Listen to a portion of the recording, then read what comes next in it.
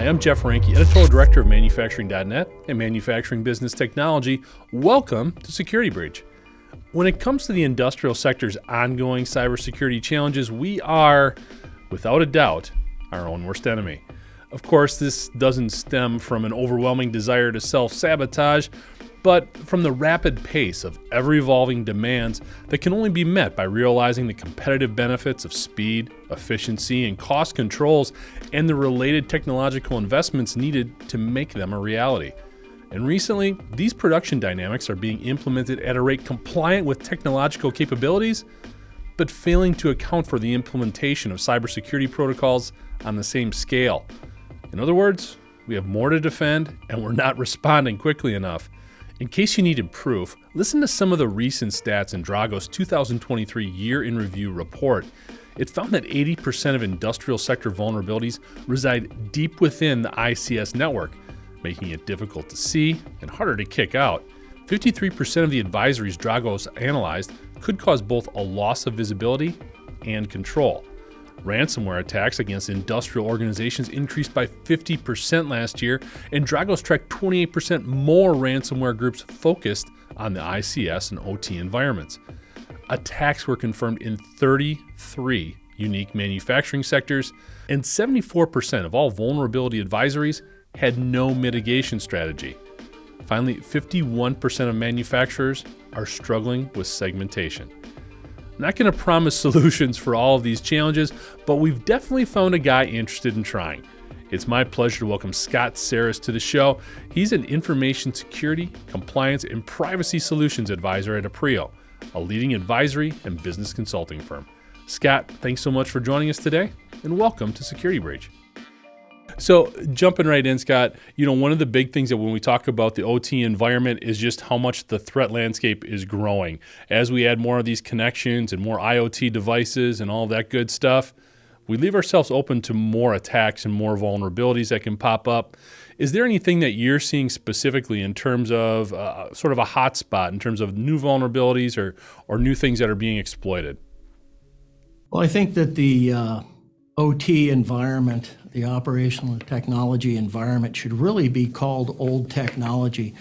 Many of the vulnerabilities that we're seeing out there stem from things we've dealt with in the past on a regular basis.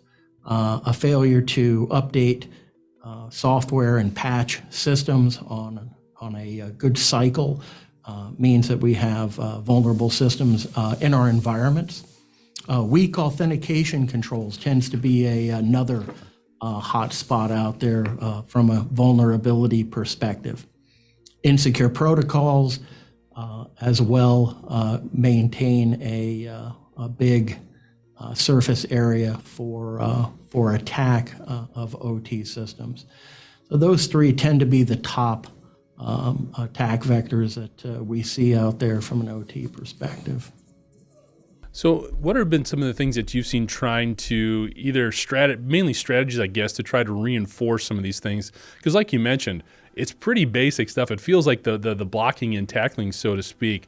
Have you seen any approaches or strategies that have been implemented successfully to try to sort of negate some of these issues? Well, I think that any number of organizations, be it CIS, be it SANS, be it NIST, National Institute of Standards and Technology, provide great guidance in terms of frameworks to apply to these environments. I'm particularly fond of NIST CSF, which provides at a high level a strategy for implementation of security controls within these environments, starting at the identification cycle. Of knowing what we have in these environments is critical for handling security within the environment.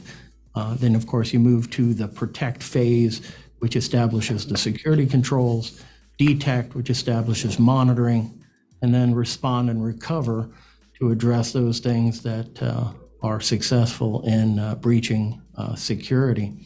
So from a security perspective, I think I'd point organizations to establish standards that really drive home the security controls that are appropriate for their environment. Scott, I'd kind of like to maybe point to your experience. You've been doing this industrial cybersecurity thing for a little bit here.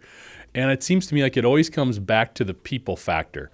We can talk about frameworks and standards, but at the same time, it really rely on those people on the plant floor to embrace the double factor authentication or making sure we're not plugging in foreign devices and things like that.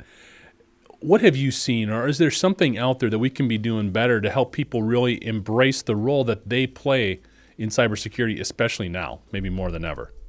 Yeah, absolutely. The human element should never be overlooked, right? The fact of the matter is that's where most of the attacks are occurring today.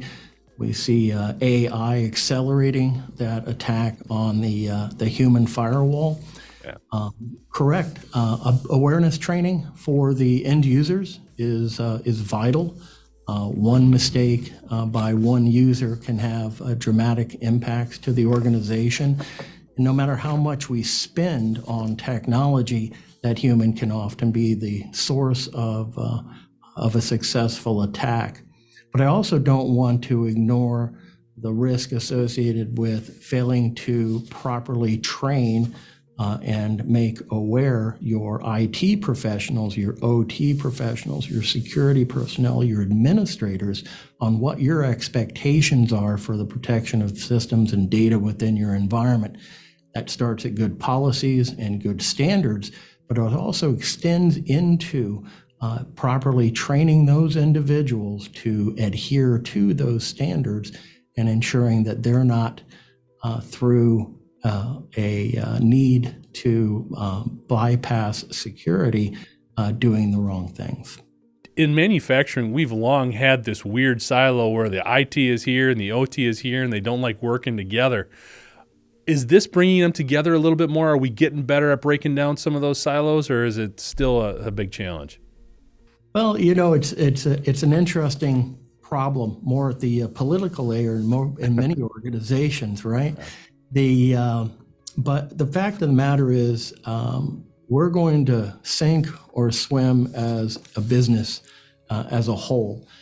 Many of the attacks that are occurring on OT technology stem from the IT side of the organization. Last numbers I was looking at was in the 70% range, right? And that's because IT supports many of the core infrastructures that OT relies on, be that network communications, be that internet, remote access control, authentication, and so on.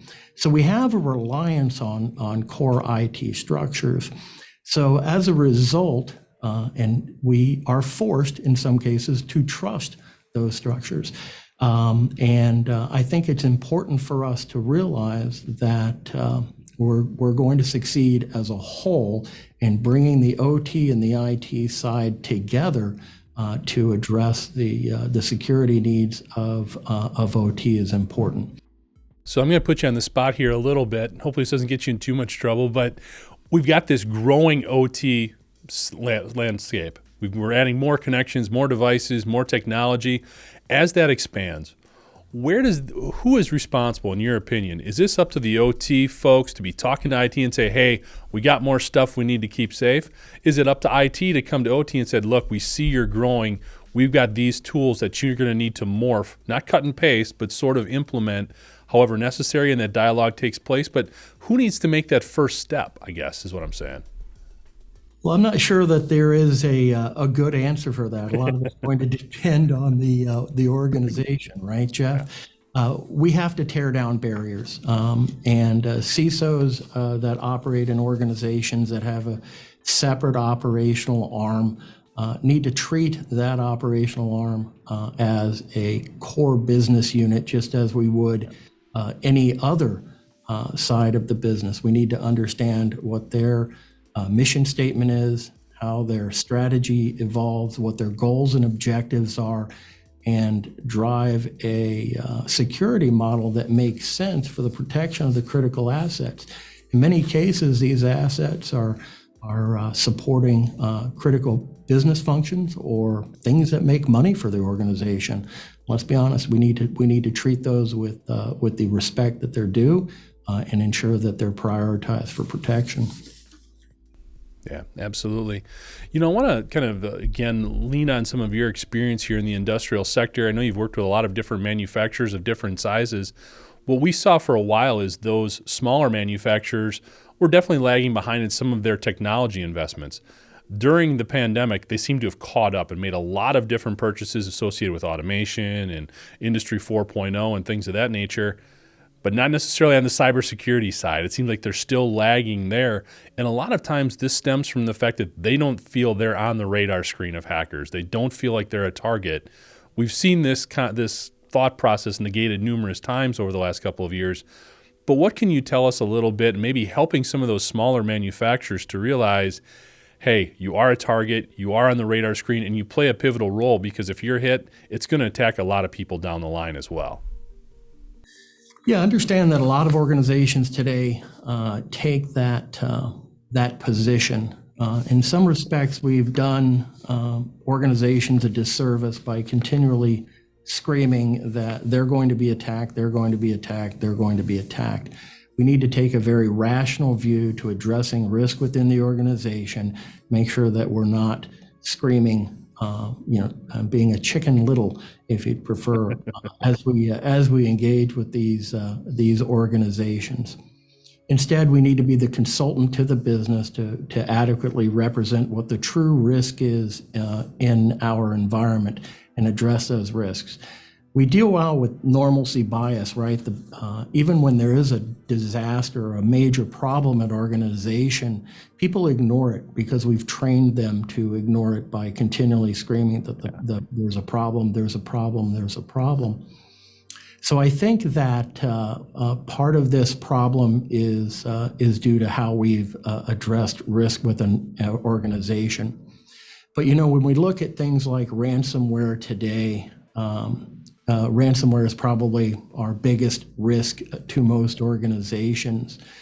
We're not necessarily dealing with the same risks in OT that we are in IT. In many respects, IT, we're focused at protecting the data of the organization.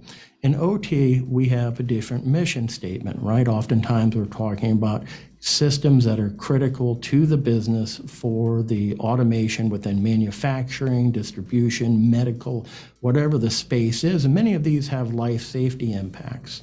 And as a result, we have to look at ransomware differently in this space than, for example, we would in the IT space. They're interested in extorting money from you. It's that simple. And because the impacts to you as an organization, particularly in the OT space, supporting these mission critical operations is so much higher and has so much greater impact, that form of attack, that form of extortion can be very, very valuable to them. So in many respects, that's why you're seeing a huge increase in interest in OT space because of the industries that it's supporting, and the mission critical nature of the business, the life safety impacts that are a consideration.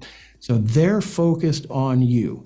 And if you think it's not going to happen, trust me, it can happen. Our goal from a security perspective is to lower the risk of that affecting you, and if it does affect you, to control the impact through a careful plan, respond, recover mechanism that allows you to contain that impact to the extent possible. No, I love the way you phrased that too. And talking about the risk, I think you're absolutely right. I think when you start talking about cyber attacks and ransomware attacks and everything else, it can be very overwhelming for a lot of organizations, and they end up putting their head in the sand a little bit.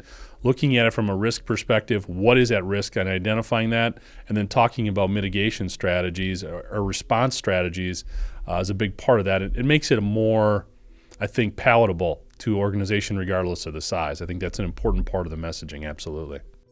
I absolutely believe it is. I think I read an article last year by Poneman Institute. Larry and his team kind of determined what are the things that help control a breach and having a good cybersecurity incident response program in place, one that's established, and you require your professionals in your organization, your IT, OT professionals, to work together to identify, to contain, to respond, and as importantly, to recover from that incident, which should also include a good communication and crisis management plan, was one of the key indicators of success and help to lower the impact of a breach for an organization.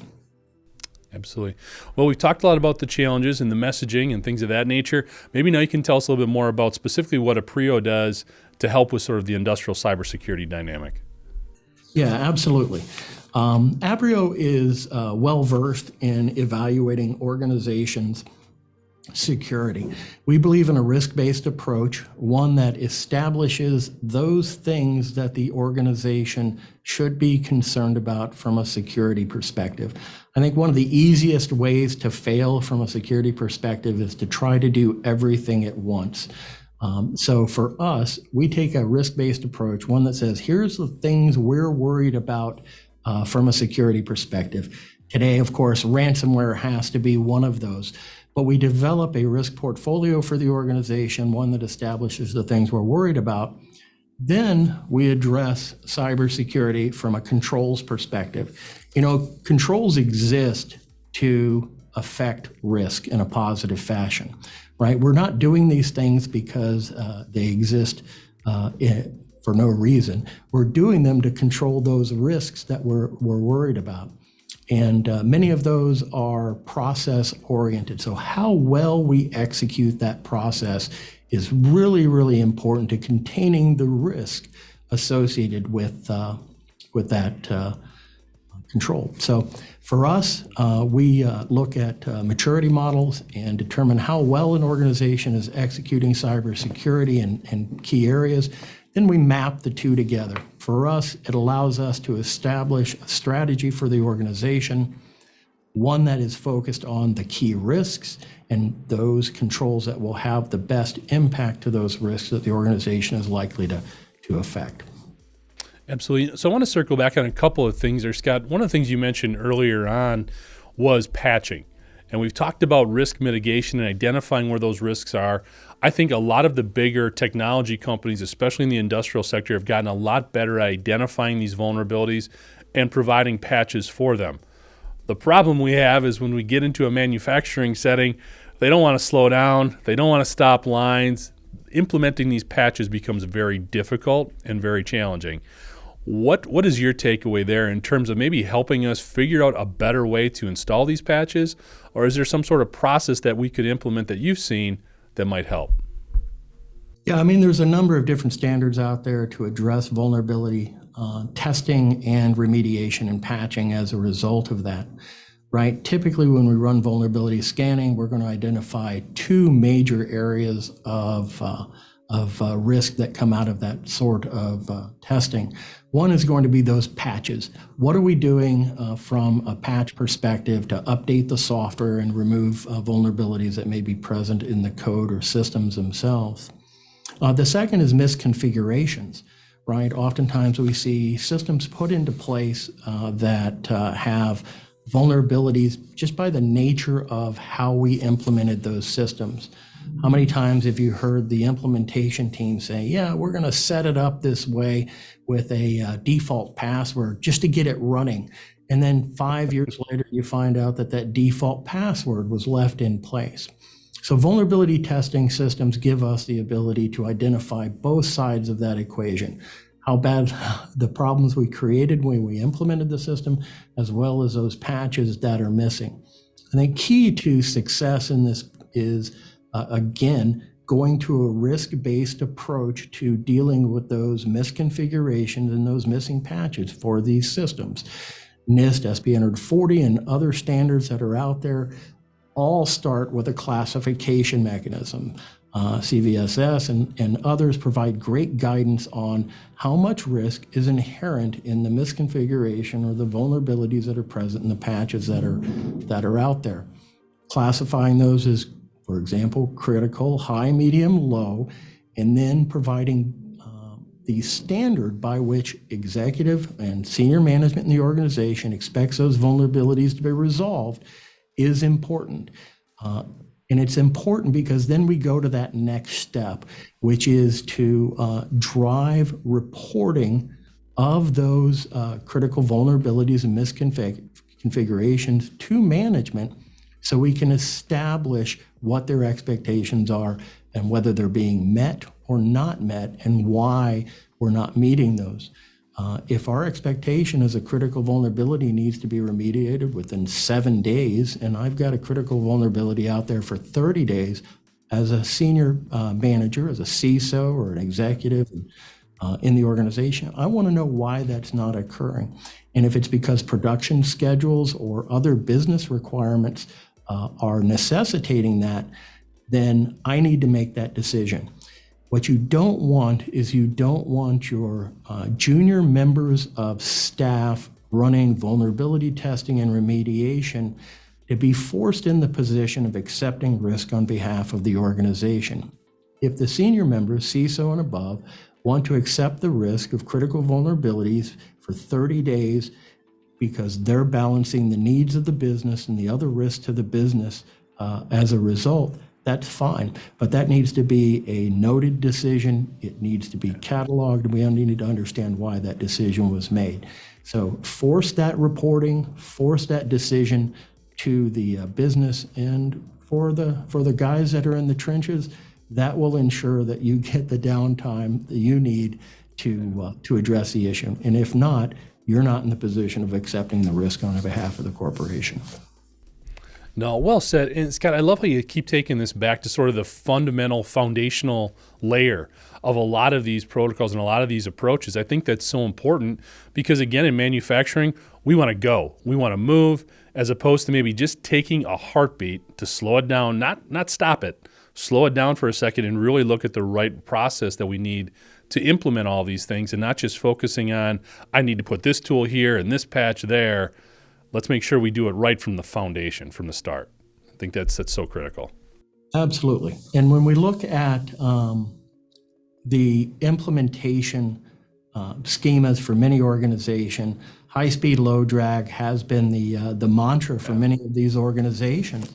And I think we need to take a step back and see if the guidance that we provide to our IT and OT professionals in terms of policies and standards that are dictated to them on how we should be operating things like implementations and configurations and so on can be adequately followed given the time and the resources provided to them to accomplish the tasks that are inherent to those models. High speed, low drag, you're taking me back to my time as an infantryman here. I haven't heard that one for a little bit. You know, and a lot of stuff you just talked about there, Scott, it feels to me like those are cultural dynamics. And I think that the industrial sector has had a bit of a cultural revolution in that they're appreciating the fact that these cybersecurity concerns, they're not just IT, they're not just the CIO. It needs to be embraced throughout the organization. Have you seen sort of a, come to the light sort of moment over the last couple of years within the industrial sector where they are embracing this more as a bigger picture concern? Well, I think in many respects we're being forced to do that, right? From an OT perspective, IT started to address changes in their security model pre-COVID, right? As many of their applications and systems were migrating from on-premise to on cloud technologies to SaaS and so on, we started to move a great number of our resources in IT outside the boundaries, the walls of our organization.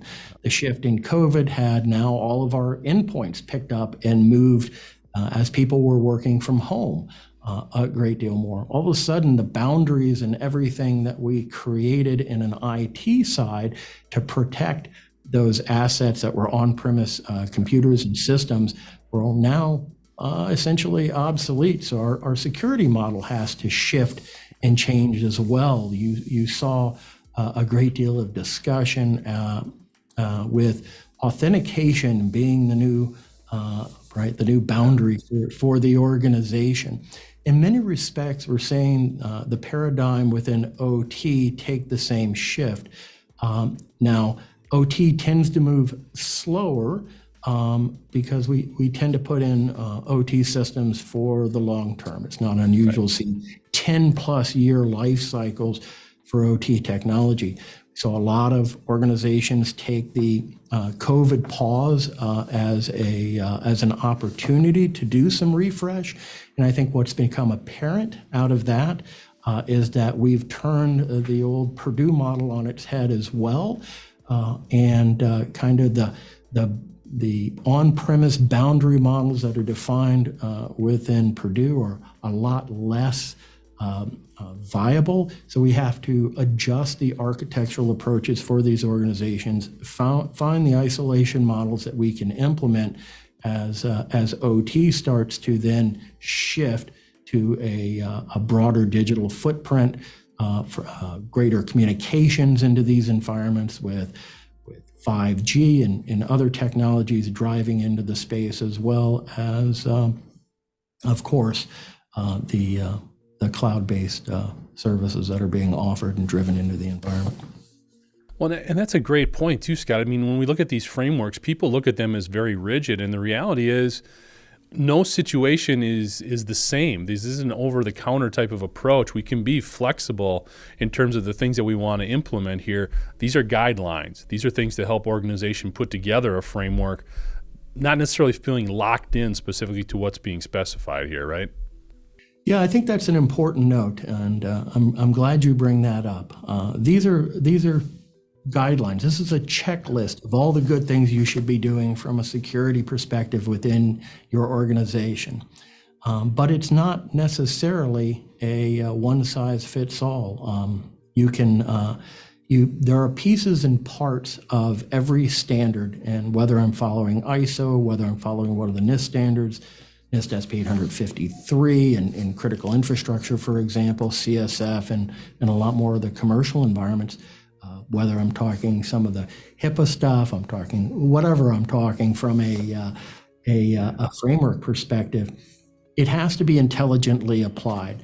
Yeah. And I think that key to that is the interpretation of the control, understanding what the intent of that control is, and where it doesn't apply, carefully noting that and denoting where how you address the key requirements, the intent of that control through other mechanisms. For example, the enforcement of boundaries using L3 or L7 firewall technologies is always a really great discussion. A lot of times we don't have that ability in OT environments, and we're relegated to network access control mechanisms or isolation models using VLANs, private VLANs, and so on. But you have to understand the intent of the control. What am I trying to get out of it? What risk am I trying to abate? And what's my mechanism for doing that? And I think that's an important point to note. And a lot of that's driven by architecture, right? The overall components and pieces in their organization within the environment and how those are applied. So talking about proper application and the correct intent, this just immediately took my brain down something that I'm sure you may be, maybe over with talking about. But when we talk about cybersecurity and really manufacturing, we talk a ton about artificial intelligence right now and the impact that it's having. I think, again, it's sort of misconstrued in a lot of applications and a lot of worrying and hand-wringing that goes on when we bring the topic up. But I'd really like to get your take on it. When you think about artificial intelligence in this environment, what does it mean to you?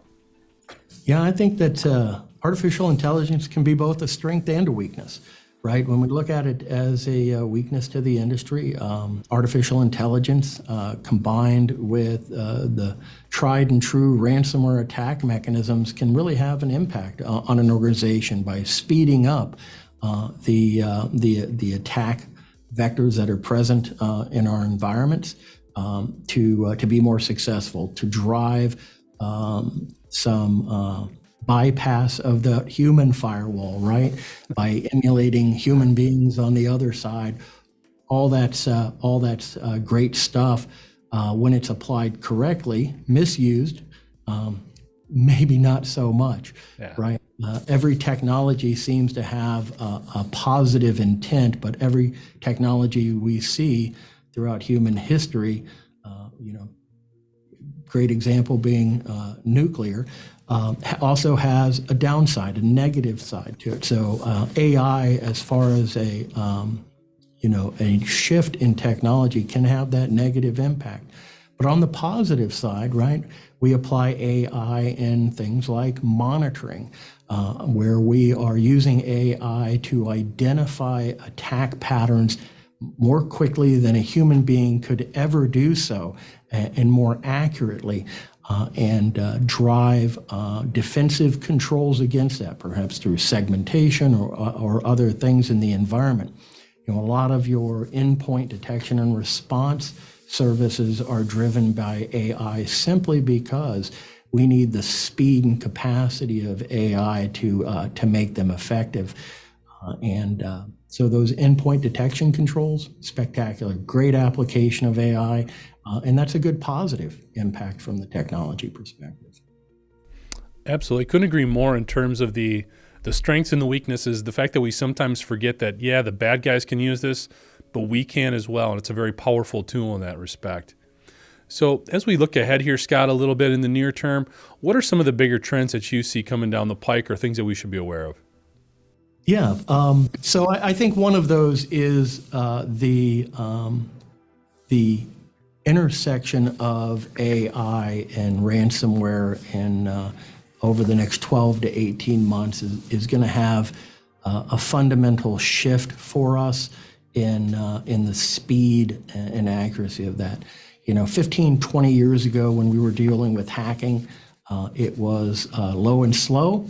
It was not necessarily focused on organizations that did good in the world, right? You saw a lot of, right? Hackers didn't necessarily attack not-for-profits that were, helping crippled children, for example, right? They were kind of civilians in the discussion. They were left out of the plan of battle. All those lines are blurred and gone today. The speed is so much faster. The lines between, that would have kept many organizations out of the fray are gone as well.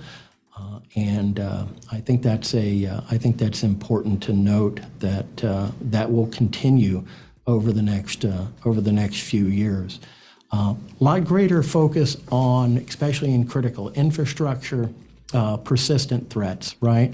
It's no longer necessarily a requirement to go in and immediately take over and to own the organization for ransomware and others, right? You're seeing a continuation of the concept of feeding off the land, getting into an organization and using the systems, the command and control systems within that organization, RDP type sessions, administrative access, and other tool sets that are provided by the organization against the organization themselves within the environment.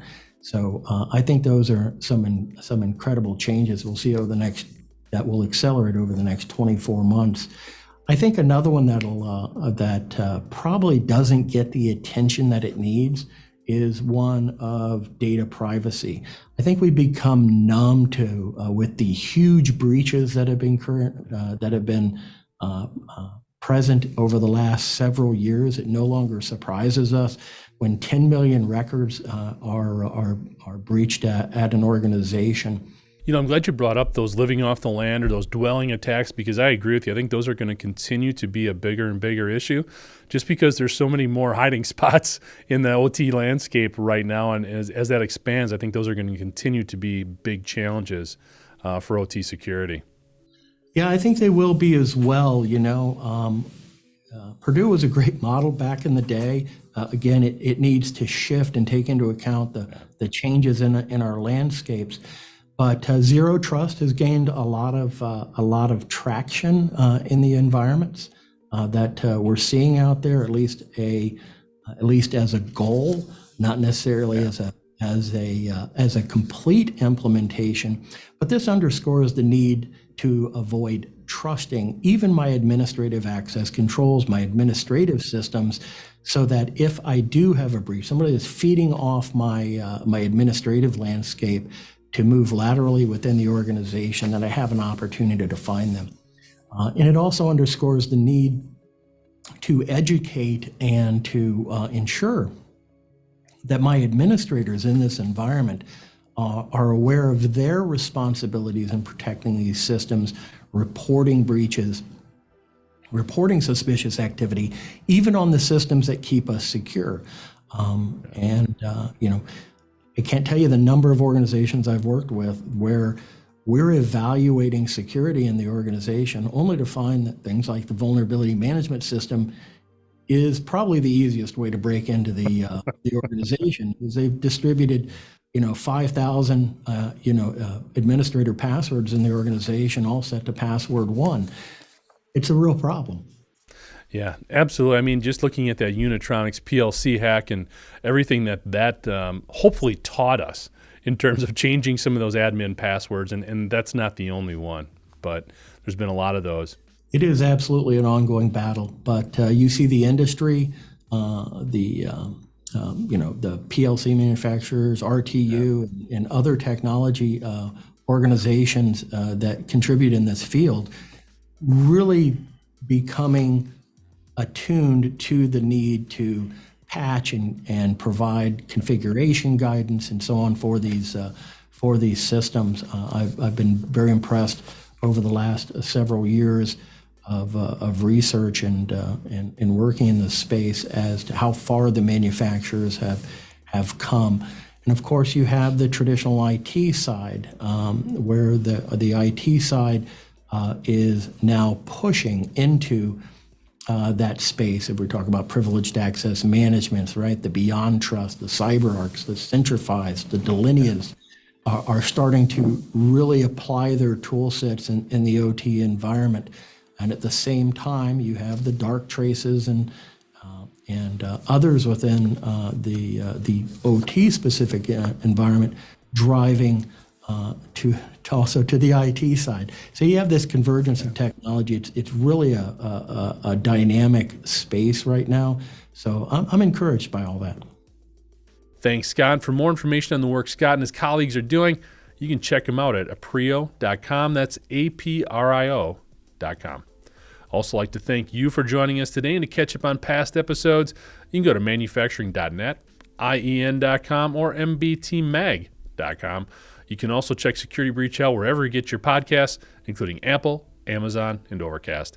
And if you have a cybersecurity story or topic that you'd like to have us explore in Security Breach, you can reach me at jeff@ien.com. For Scott Saris, I'm Jeff Ranke, and this is Security Breach.